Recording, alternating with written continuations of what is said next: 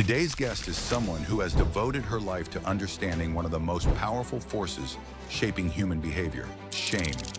She's a trauma-informed healer, the founder of the Trauma Matrix, and a guide for women who are ready to break free from the inner voice that has kept them small for years. Her work is bold, transformative, and deeply needed. Please welcome Emma Lyons. There's one thing common with all 8 billion human beings on this planet. That is that we all have an inner voice that's more challenging to us than rewarding. We have this inner voice that's giving us shame all the time. Shame is normalized in our society, but that doesn't mean that it's normal. Shame is always a weapon of control and manipulation. Shame is always about the comforter of the person doing the shaming. Even within the psychological world, they talk about something called toxic shame and something called healthy shame, so therefore there's the idea that even very smart people like Brene Brown have, that if you don't have shame, that you're some kind of psychopath, and that I really disagree with. Before you dive into the full podcast, I just want you to know, I don't want you to share it with anyone, because not everyone's ready for this kind of wisdom, for this deep a conversation. If you think there's someone in your network who would enjoy this, then please do share it with them, else just keep it to yourself. And it breaks my heart to see that almost 78% of you are not subscribed to the channel. If you can click on that subscribe button, it'll mean the world. If there's one thing common with all 8 billion human beings on this planet, that is that we all have an inner voice that's more challenging to us than rewarding. We have this inner voice that's giving us shame all the time. And our guest today helps women, but this will be valuable for men as well, break up with the voice of shame and achieve freedom in its true sense. Welcome to the conversation, Emma. Looking forward to this podcast. Thank you so much for having me. The first question, Emma, that we ask our listeners, and we want to be in the deep end as soon as we hit the record button, is that if that 8-year-old Emma, the 8-year-old little girl growing up wherever she was, if that Emma were to come and meet you right now, what kind of a conversation do you think will emerge? Well, I think I would mentor her, because my 8-year-old self did not believe in herself and carried a lot of shame, and didn't really know what it felt like to have confidence in herself. So this is what I would really focus on. She carried a crazy amount of shame that, I thought it was normal growing up that people would be, feeling suicidal. That was normal to me. I thought everyone had that. But it turns out I was just carrying a lot of shame. As an 8-year-old, where did that shame come from, Emma? Well, it all became clear when I started to recognize, because I thought my family was normal and loving, and I was doing the 12 steps and everyone had these horror stories, and I was like, oh, I must be the problem, I thought I was the problem. But really what I recognized is that my mom, much later in life, is that my mom shows pretty much all the traits of a covert narcissist. And my family is very dysfunctional, but it's very silently dysfunctional. And within dysfunctional and narcissistic systems, the children get roles. So you don't really get to be yourself. You have the narcissist, the head of the household. Then you might have an enabler. This is the person who kind of lets the abuse happen. You have the scapegoat, which is the child, usually the most sensitive child gets selected, and they basically get to be the landfill for the family system of all the unprocessed trauma, drama, shame. Really, it's a lot of shame, let's be honest. Without the shame, the trauma doesn't really go down generations like we see in humans. You become the depository for all that. And this explains so much about my experience as a child, because from a very young age, I was like, I'm ugly, I'm stupid, I'm a failure. Those things, those thoughts don't just come out of outer space. They come from the system, from dysfunctional, and this is a family system theory. And then you also have the golden child as well, which is the favorite child. And all these roles are shame-based roles. So even the golden child, which is the good role position in the family, these people never get to be themselves, because they have to play a role for the family to keep the family afloat. But the scapegoat is the one who comes off hardest, because they carry all that shame. They can end up having deep in addiction or unaliving themselves. multitude of problems coming from all that shame that they're carrying from childhood. It's fascinating because, this, when you said these three phrases, I'm ugly, I'm stupid, and I'm a failure. I coach people who are in their 30s and 40s, and I see this still happen where they're in a meeting and these words are repeatedly going on in their head. And as you're saying, it could be natural, right? Where you feel like this is how just the human brain works. It's But not let's try natural. and, yeah, I would let's talk dig about down. yeah. Well, yeah, and shame is normalized in our society, but that doesn't mean that it's normal. Shame is always a weapon of control and manipulation. If there's someone here who's bothering me, a child who's speaking, and I want to shut him up, I can shame him and he'll be quiet very quickly. And I might tell myself I'm doing that for his benefit. But it's the definition of manipulation. Manipulation is basically gaslighting someone and trying to get them to do something and telling them it's for them rather than for you. And that's what shame is. Shame is always about the comforter of the person doing the shaming. And the person being shamed says, "Oh, it's for your own good." And this is the number one tool of the narcissist. And it's a tool that we all have been habituated to use because it's normalized in our society as a mechanism to get people to behave. It's put out there as some kind of compass of morality, even though in truth, shame fails to help people to behave better. It works in the moment, but in the medium to long term, it's an absolute failure. But regardless of that, our society is constantly gaslighting us to believe that shame is good for you. Even within the psychological world, they talk about something called toxic shame and something called healthy shame. So therefore there's this idea that even very smart people like Brene Brown have, that if you don't have shame, that you're some kind of psychopath. And that I really disagree with, and I can talk about that if you're interested. I'm listening to you, like, I'm putting myself in the shoes of the listener, right? And you use this word inner narcissist. What does it really mean? Because maybe some of us don't even understand that fully. So what does it mean? And how does it show up in, like, how do we recognize one? Well, everyone, particularly if you've been affected by Western culture, you have this, we've internalized because the whole system, the whole empire is built on narcissism. So you see these family patterns of scapegoat, golden child, enabler. You see that everywhere. You see it in corporations, you see it in countries and governments, you see it in international systems. So this is fractal. And we also internalize that narcissism. So even if you're not brought up in a narcissistic family, this narcissism that is really built on shame, and shame is the driver of narcissism, as maybe some of the listeners know, because narcissists, their whole identity is built on shame, repressed shame. So this is why someone like Donald Trump gets angry when people make jokes about him. Because if he was really confident, if I'm really confident and someone makes a joke about me, I'm just going to be like, whatever, and keep doing what I'm doing. But people who have a lot of shame, even if that's repressed shame, and that's what narcissists are, they have all this repressed shame that they're putting down. And when their shame gets triggered, they go on the attack. Like this is how narcissists are, and we internalize that voice, and this is what's commonly called in pop psychology and the psychological world the inner critic. But what I've noticed is that it ticks absolutely every single box of the narcissist. It's not a critic, it's not a benign thing, as we're again told and gaslit constantly from every angle, that this thing is some kind of protector, that it's trying to keep you safe, that it cares about you.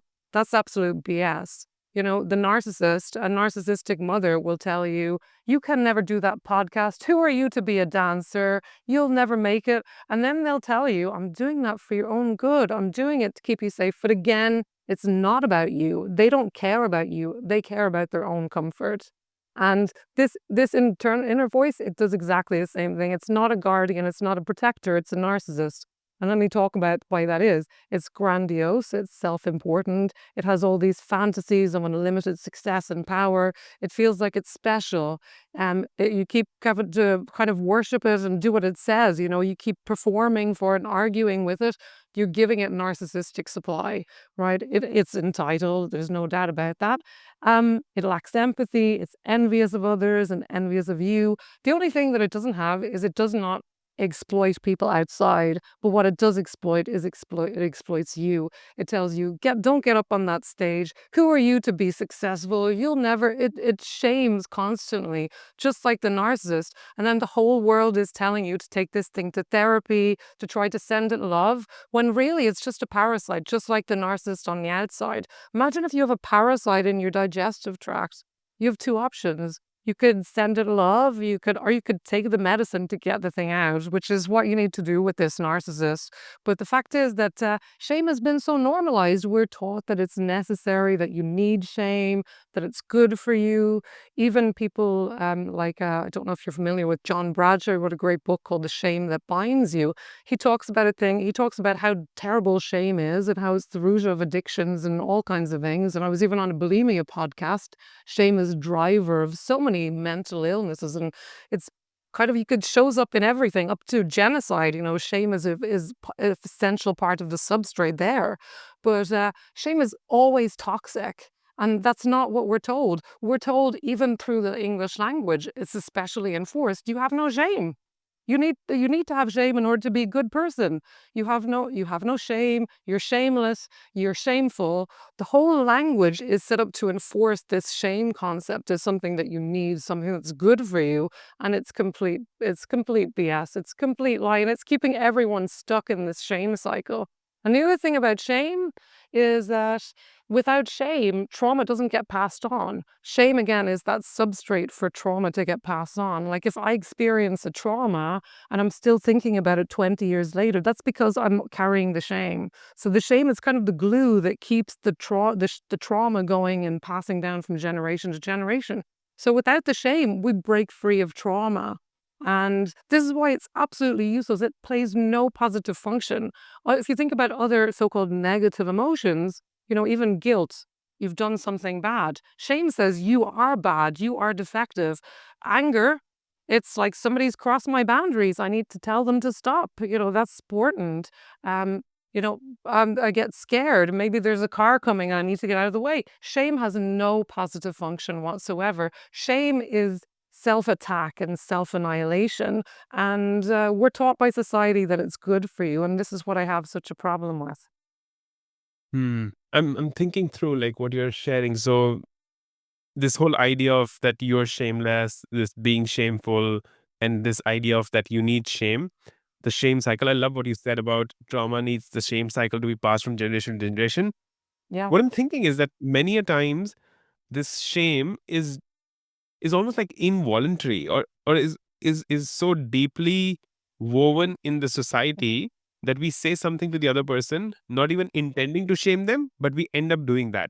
So what are some examples? And you're giving a lot of them in your sharing, but what are some examples that we need to be really careful of when we're saying those things to people? No, well, you can't experience shame if you don't have an inner narcissist. Like if somebody comes up to you and says you have a big nose, you won't experience shame unless you have the voice inside your head that agrees. So you need to have the hook. So the way to be freed of shame is to exercise this inner narcissist. Like I was talking to someone on a podcast a few weeks ago, and they were talking about their aunt when they were younger. They were out eating ice cream, and they were kind of plump girls. And some grown adult comes up to them and says, "You shouldn't be eating ice cream. It'll make you fat." Now imagine how shaming that could have been. These girls, they didn't experience shame. They didn't throw away their ice cream. They laughed in his face. So this is the thing. We are 100% responsible for the shame that we experience, because we only experience shame if this voice inside resonates. Otherwise, we're just going to keep walking and recognize that it's a projection. And shame always is a projection. We're going to recognize that, and we're not going to let it affect us. That's really deep. And if someone's just starting to recognize this shame voice within, what do you think is one small step that they can start to take to avoid it or to overcome it? Well, the first thing is to start recognizing, and this is what I do, what I hope to get through on your show, is for people to recognize that shame is useless. That shame is good for nothing. That shame does not help people change their behavior. It's actually counterproductive in changing behavior. Again, it looks impressive in the moment, because if I shame someone, And teachers do it, parents do it, we all do it. Like you said, it's automatic because it's absolutely everywhere. Sold through shame. Everything is shaming.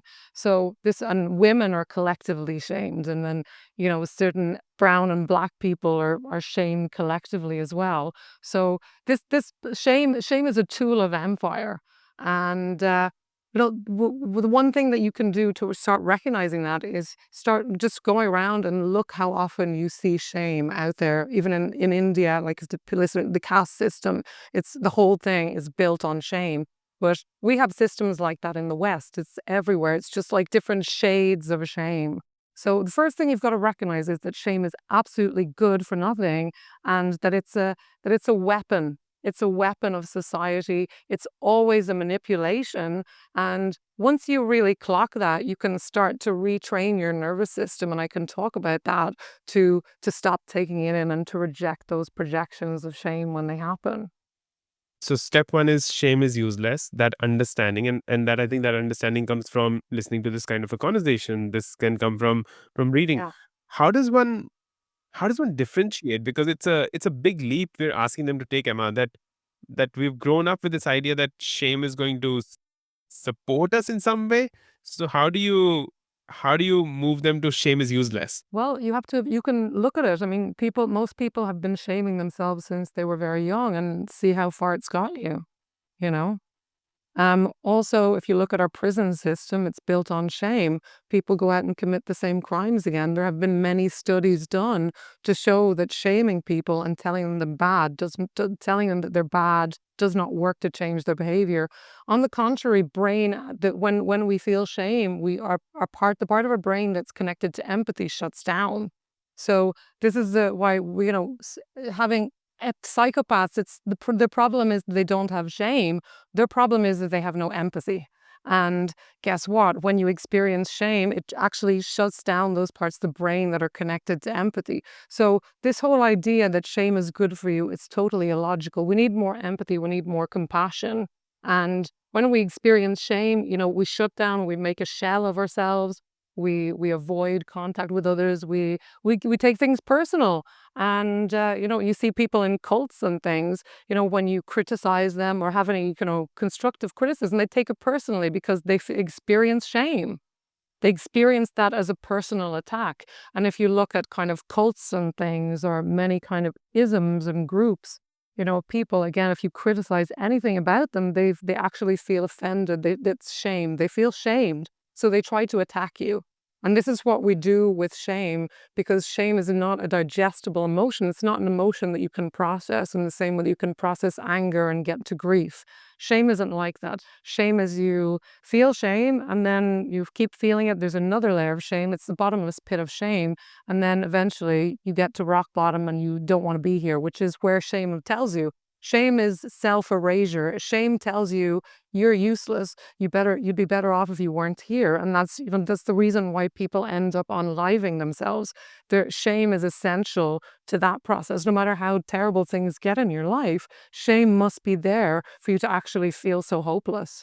And shame isn't even that belief that I'm bad. It's so much deeper than that. Shame is It's a whole cocktail of a bunch of different emotions: hopelessness, helplessness, anger turned inwards, self-attack, depression. It's like a bunch of self-revulsion of the self, disgust of the self.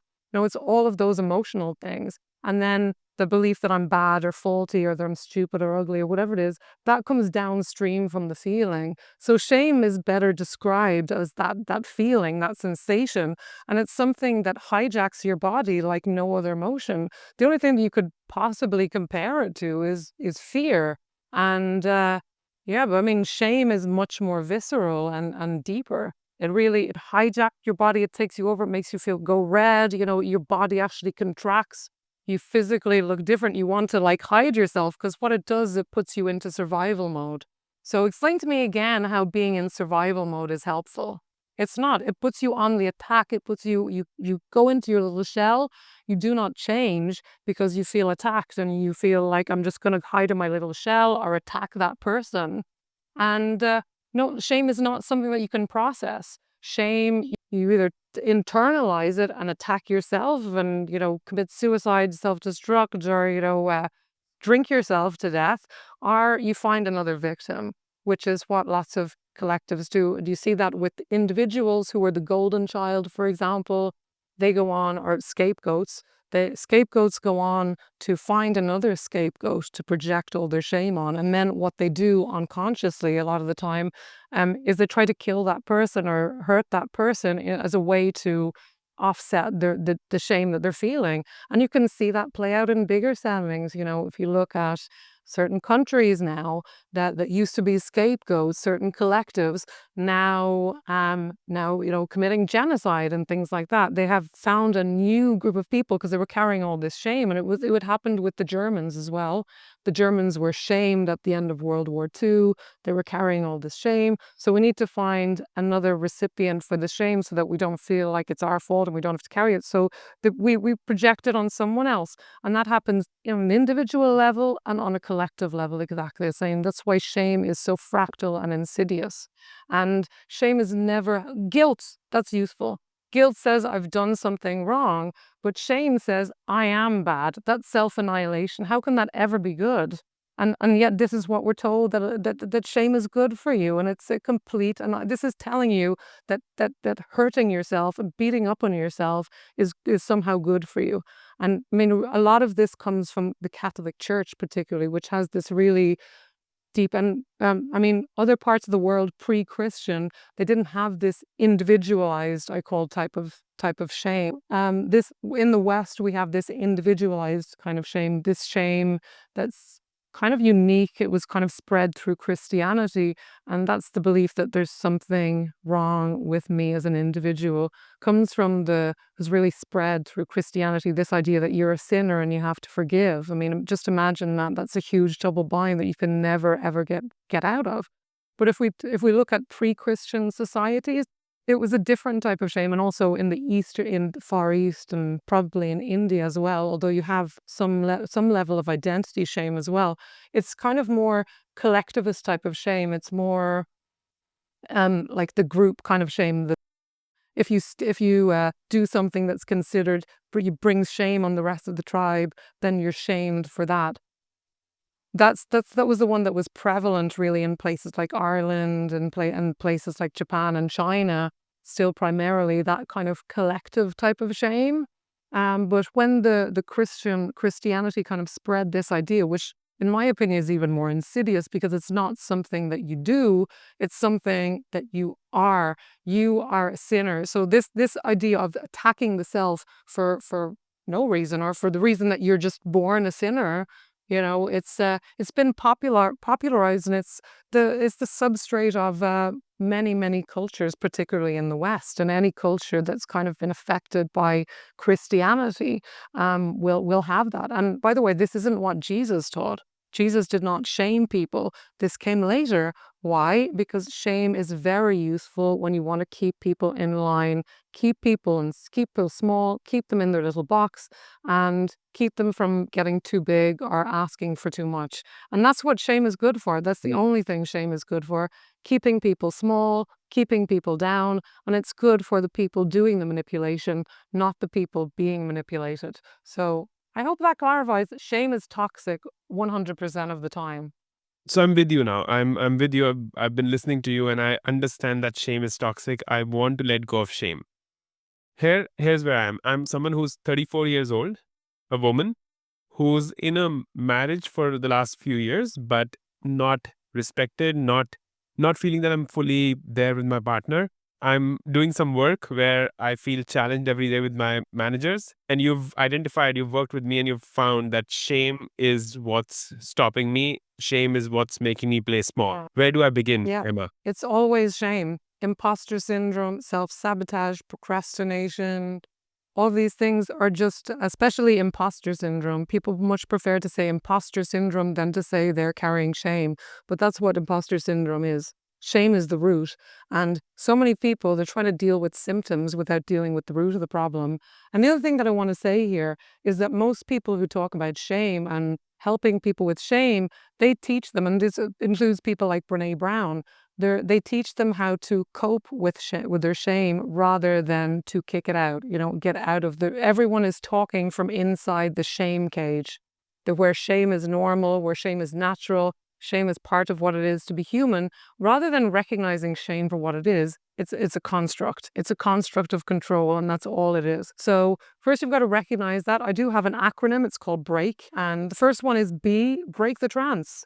This is really recognize that when shame comes, it's not your voice. It's like a spell. It's a trance that we're collectively under. So when you catch it, you interrupt it, you just name it, recognize that it's a trance, and that automatically disrupts the loop. So whatever that thing says, you're stupid or you're ugly or whatever BS it comes up with, then you got to go R.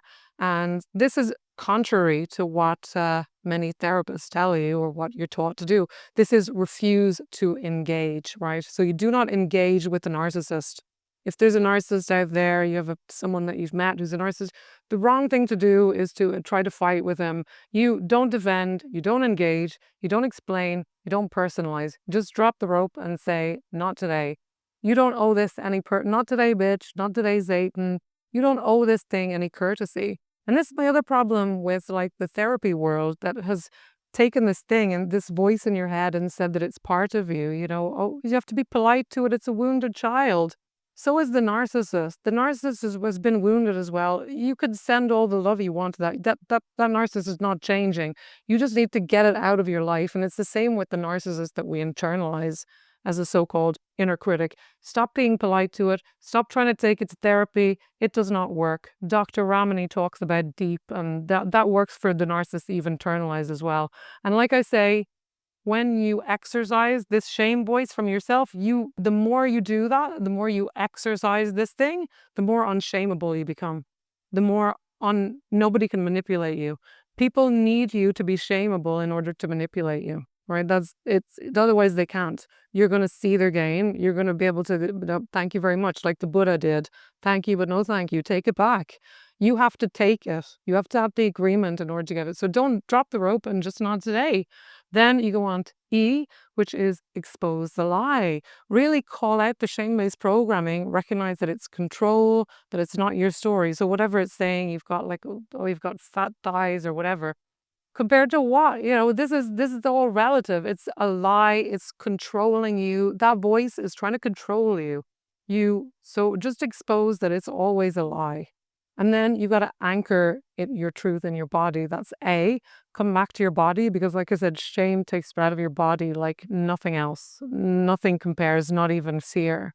So come back to your body, feel your breath, plant your feet, say your name and the year, and really start to remind your nervous system that you're safe, that you're sovereign, and that you are here right now.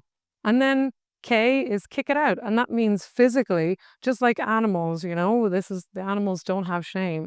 They have a fight with something or nearly die or whatever, and they come and have a good shake. So you physically shake off that shame, stomp it off, do whatever you can to move it out of your body and say it out loud. This is not mine. And then you do not take the shame in. It's that simple.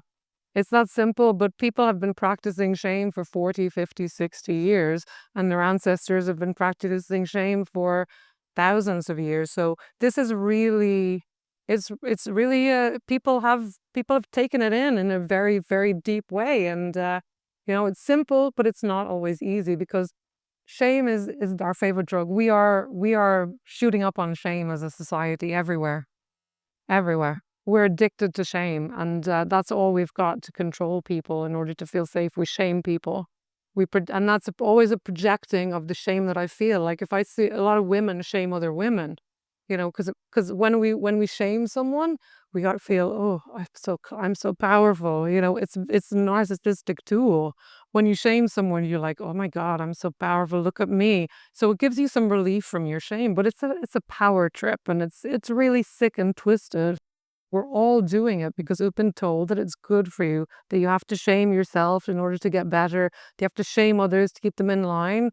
I was talking to somebody messaged me on Substack, and they were quite angry about what I'm saying about shame because they were like, we need to shame pedophiles.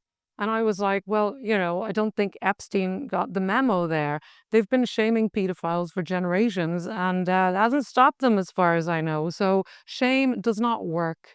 In fact, there's a lot of evidence to show that in a lot of cases, people who sexually abuse children were also victims. They're carrying a lot of that shame and again, looking for something to project it on, to reenact it, to feel a little bit better. That's not to justify it or make it okay, but this is what's happening. This is how it gets passed down. So shame is the toxin that we need to remove. We have got to stop shooting up on shame. Yeah. So it's two ways, right? I'll come back to the addiction around shame because I've made a note of that. Let's just review the framework once, because I think it's powerful, because it starts with breaking the trance. That's B. Yep. It is a trap. Call it out. That's how you start. Yeah. Then refuse to engage with it, which is counter to what psychotherapy does, right? They say that engage with the voice, or try to talk to the voice, but you're saying refuse to engage with the voice. No. You just let it go. You don't have to engage with it. Then expose the lie. Like, Call it out. yeah. It's a lie. Because I think what you said was really powerful. What you said, because compared to what? Like, I am white compared to what? I am brown compared to what? I'm fat compared to what? I'm thin compared to what? There's no comparison here. I am enough, and that's what we're talking about. A is to anchor yourself, come back to your body, take a deep breath. K is to kick it out, and I love that whole framework. But here's a challenge. So you spoke about that the society is addicted with shame, Yeah. but that's about giving shame, right? For the one who's receiving the shame, what makes them so incapable of moving out and moving away from this shame? It's the same. If you will only shame people as much as you shame yourself. For most people, not psychopaths or narcissists, but for most of us, you will only shame people when you won't speak more harshly to others than you do that voice to yourself in your head. So you won't call someone stupid or ugly, but you'll say it to yourself probably. So you've got to stop that inner narcissist from shaming you. And the way to do that is to stop giving it narcissistic supplies, stop performing it, stop trying to heal it. It's not a wounded child. You cannot heal a narcissist. You need to walk away. So you stop that inner narcissist, and that's where this cycle breaks, this cycle of shame breaks. Yes, yeah, you don't need to change what anyone else is saying. They can say whatever they want. But like those girls with the ice cream, you'll be like, somebody says you're ugly. Okay, that's if I come up to you and say, you have disgusting pink hair, you're going to just think I'm a crazy woman because you don't have pink hair, So somebody says you're stupid or you're ugly. Okay, that's clearly their projection because my hair is not pink. Yeah. So the sky is not blue. The sky is not red, This is people trying to feel a little bit better by projecting their horrible shame at you. And this is what we're all doing collectively. People do it with their kids. Teachers do it with their students. Everyone, look at social media. It's shaming. Shaming is proper mainstream in social media.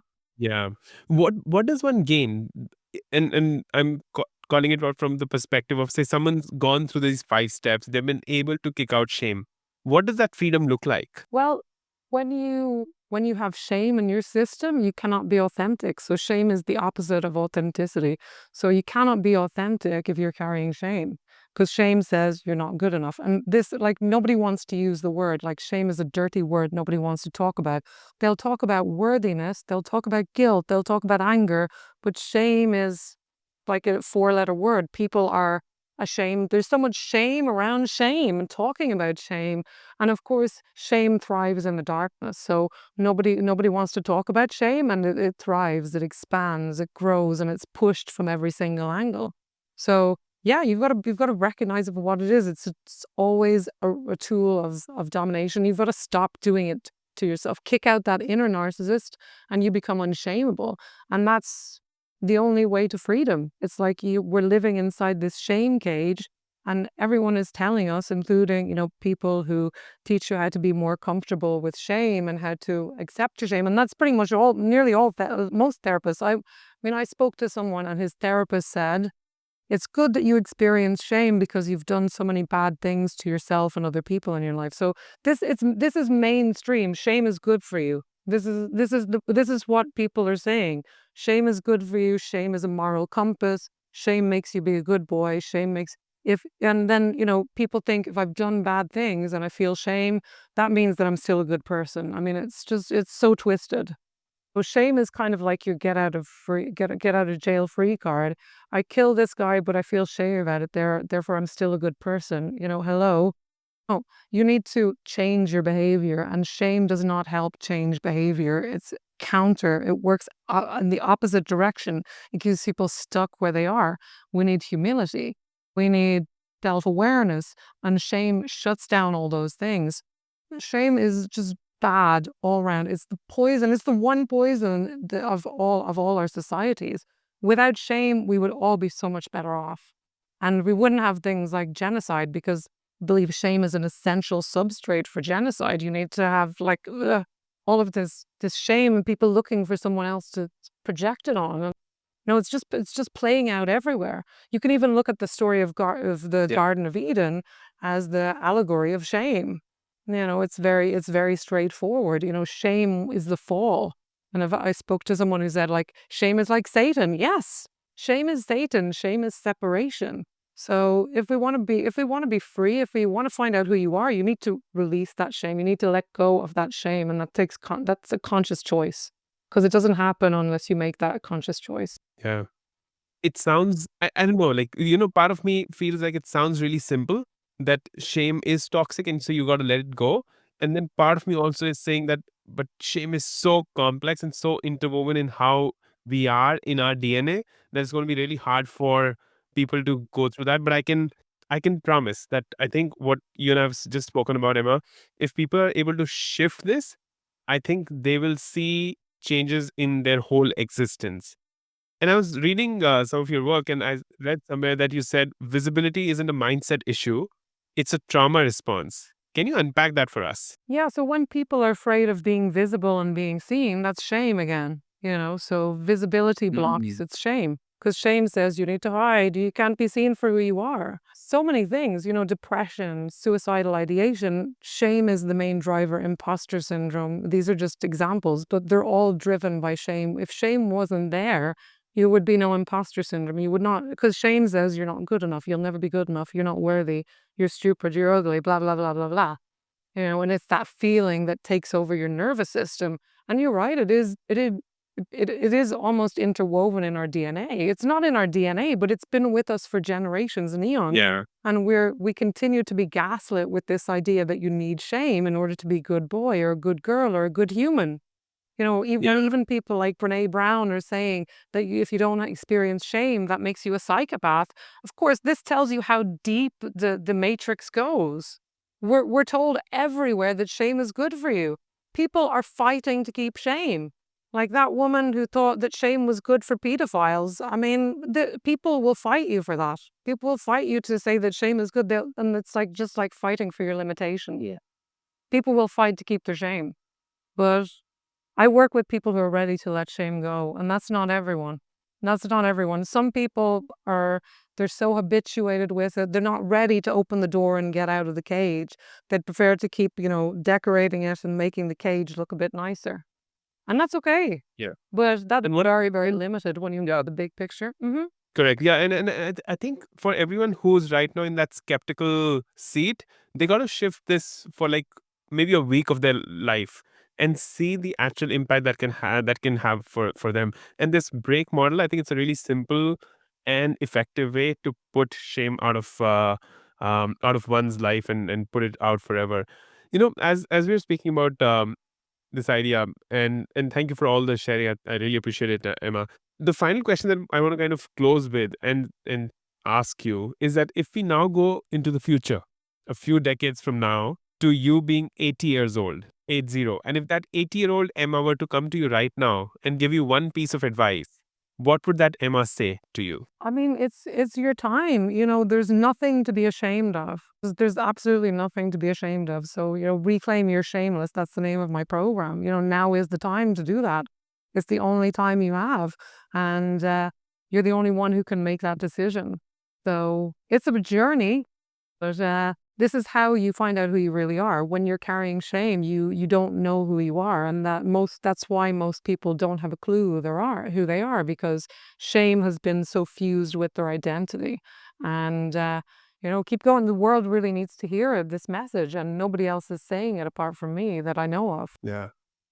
How it started with the 8-year-old self who did not believe in herself, who was almost suicidal, who carried this amazing amount of shame, to how the trajectory goes to the 80-year-old Emma who says, "This is your time. You got this. Have no shame."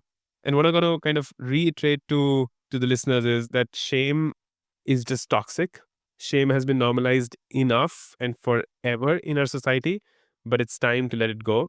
It's the inner narcissist that we keep feeding when this cycle of shame and narcissism continues within us.